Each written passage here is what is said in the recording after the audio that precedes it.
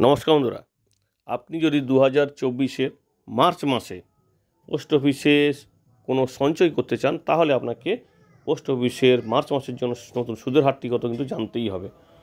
কারণ আপনারা জানেন 2024-এর মার্চ মাস মানে 2023-24 আর্থিক বর্ষের শেষ মাস। তো এটাই কিন্তু শেষ সুযোগ এবং আপনারা জানেন 31শে মার্চের মধ্যে আপনার কিন্তু সেভিংসটা করতেই হবে, বিশেষ করে ট্যাক্স সেভিং ফিক্সড ডিপোজিট থাকলে। তো সেই অনুযায়ী এই শেষ মাসে কত সুদের হার দিচ্ছে পোস্ট অফিসে। প্রায় 13টি সঞ্চয় প্রকল্প থাকে, ক্ষুদ্র সঞ্চয় প্রকল্প বা স্মল সেভিং স্কিম, যার মধ্যে অবশ্যই জনপ্রিয় fixed deposit, PPF, Sukanya Samriddhi Yojana, MIS, senior citizen saving scheme, এরকম যে বিভিন্ন সেভিং স্কিমগুলো আছে তাদের সুদের হার বা ম্যাচুরিটিতে কত টাকা সুদ পাবেন বা কত দিনে টাকাটি ডবল হবে বা কতদিন ছাড়া ছাড়া সুদটি কাউন্টিং হবে বা হিসেব হবে এবং আপনার অ্যাকাউন্টে দেওয়া হবে, সমস্ত বিষয়গুলি আলোচনা করবো। আশা করব ভিডিওটি শেষ পর্যন্ত দেখবেন, কারণ এটা একটি খুবই দরকারি জিনিস। কারণ এই সুদের হার না জানলে আপনি সঠিক স্কিমে কিন্তু ইনভেস্ট করতে পারবেন না। তো দেখুন, প্রথম হচ্ছে সেভিং অ্যাকাউন্ট, যেটা পোস্ট অফিসের সেভিং অ্যাকাউন্ট। এর আর ম্যাচুরিটি অ্যামাউন্ট বলে কিছু হয় না। এখানে সুদের হার 4 টাকা। অবশ্যই সমস্ত ব্যাংকের থেকে কিন্তু মোটামুটি, সরকারি ব্যাংকগুলোর কথা বলছি, বেসরকারি ব্যাংক কিন্তু অনেকখানি সুদ দেয়। তো সরকারি ব্যাংকগুলির থেকে কিন্তু সুদের হারটা অনেকটাই বেশি, 4 টাকা, এবং এর সুদের কম্পাউন্ডিংটা হবে বার্ষিক। 1 বছরের টাইম ডিপোজিট বা 1 বছরের ফিক্সড ডিপোজিটে সুদের হার 6 টাকা 90।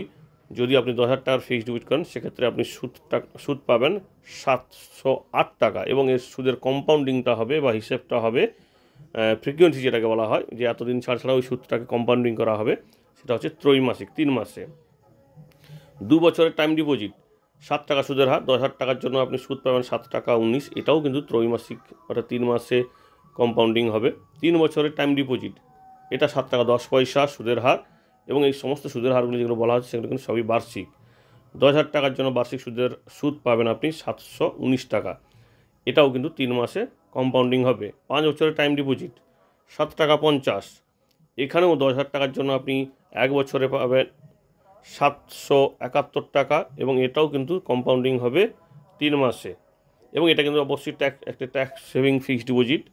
5 বছর রেকারিং ডিপোজিট হলে 6 টাকা 70, এটাও কিন্তু ত্রৈমাসিক হবে, কিন্তু আপনাকে অ্যাকাউন্টে দেওয়া হবে না, একবারে ম্যাচুরিটিতে দেওয়া হবে 5 বছরের রেকারিং ডিপোজিট বা আরডি অ্যাকাউন্ট। এছাড়া সিনিয়র সিটিজেন সেভিং স্কিম, যেটা প্রবীণ নাগরিকদের জন্য শুধুমাত্র এই স্কিমটি, 8 টাকা 20। 10,000 টাকার জন্য 3 মাসে আপনি সুদ পাবেন 205 টাকা, এবং এটা 3 মাসে হিসেব কম্পাউন্ডিং হবে এবং আপনাকে দিয়ে দেওয়া হবে, অর্থাৎ সিনিয়র সিটিজেন সেভিং স্কিম এর আন্ডারে একটা কিন্তু সুদটা প্রদত্ত হবে। মাসিক আয়ের হিসেব, অর্থাৎ যেটাকে আমরা বলি এমআইএস, মান্থলি ইনকাম স্কিম, সেটাতে কিন্তু সুদের হার 7 টাকা 40। 10,000 টাকার জন্য মাসিক সুদ হবে 62 টাকা, এবং এটা কিন্তু মাসিক হিসেবে কম্পাউন্ডিং হবে এবং বেতনের মতো কিন্তু অ্যাকাউন্টে দেওয়া হবে। ন্যাশনাল সেভিং সার্টিফিকেট এবং অষ্টম সিরিজ যেটাকে বলি, সেটার জন্য সুদের হার হচ্ছে 7 টাকা 7, মানে 7 টাকা 70, এবং সেক্ষেত্রে 10,000 টাকার জন্য আপনাকে 1 বছরের সুদ দেওয়া হবে, টোটাল সুদ দেওয়া হবে 14,490 টাকা, এবং এই কম্পাউন্ডিং হবে বাৎসরিক বা 1 বছরে। পাবলিক প্রভিডেন্ট ফান্ড, এটাই 7 টাকা 10, এবং এটাও কিন্তু সুদের হার বার্ষিক হিসেবে কম্পাউন্ডিং হবে।